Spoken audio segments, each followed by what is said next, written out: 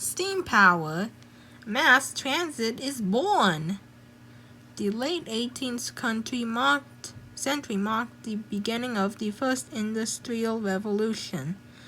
In parts of Europe and later in North America, this was the greatest explosion of new technology the world had ever seen. During this time, steam power largely replaced muscle power, which usually meant the muscles of horses. Not only did steam begin to move trains, it also powered furnaces and pumps that drained water from mines. Early locomotives harnessed steam power by burning coal to heat water-filled tubes, converting the water to steam. The steam blasted into cylinders with movable parts, called pistons. The steam expanded and so pushed the pistons. This action drove the rods and cranks that moved the wheels of the train. Exhaust steam, water-filled tubes, cylinder, piston rod, coal-burning furnace. Project 1. Steam engine in a salad bowl. Believe it or not, you can make your own basic steam engine in less than an hour using a small number of household items and hardware store parts. Thin copper tubing is available at most science hobby stores. It can easily snap, so you may want to buy extra lengths.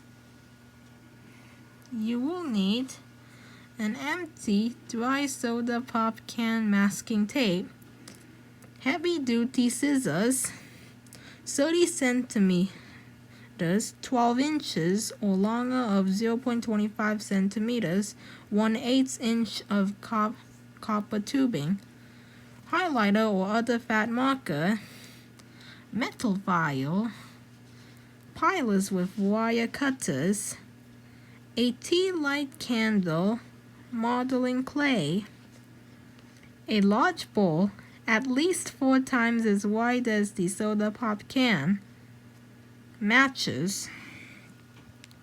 Expert interview. Compared to modern diesel locomotives of today, steam engines were loud, messy, and high maintenance. But there's something about the movement of the pistons and rods attached to the wheels, the rhythmic chug chug chug of these mighty machines. It was definitely the most interesting way to get around. Think of these old locomotives while you build your own basic steam engine starting on the next page. Longtime Canadian National Railway conductor Marvin Harvey. Instructions. 1. Cut off the top 2/3 of the soda pop can with a pair of scissors and tape over the sharp edges.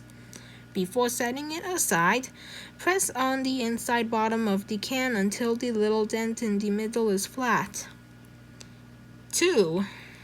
Firmly hold the copper tubing and, beginning in the middle, carefully wind the tubing around the fat marker 3 times.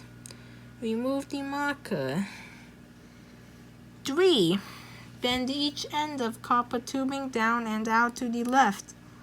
If it looks like your cold copper tubing will hang out of the soda pop can by more than 2.5 centimeters, 1 inch on each side.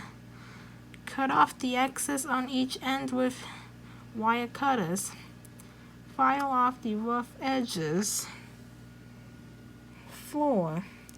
Poke 2 holes opposite each other on the sides of the can near the base. Carefully thread each end of the copper tube assembly through one of the 2 holes. The coil should sit just above the center of the can. Be sure there is the same amount of copper tubing on both sides of the coil so as not to affect your engine's balance. 5. Place the candle inside the can. The wick should just about touch the coiled tubing. Seal the holes around the tubing with modeling clay to keep water out. Add more as needed to keep the candle centered and to balance your steam engine. 6. Fill the salad bowl with water. Then carefully hold the soda pop can in contents so that one end of the tubing is under the tap. Fill the tubing with water, then stop both ends with your fingers and set the entire thing in the bowl. Once both ends of the copper tubing are underwater, gently let go. 7. Light the candle and wait for the water in the coil to heat up.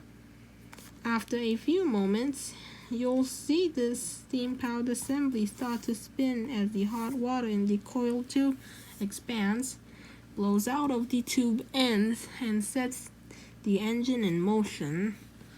To be continued.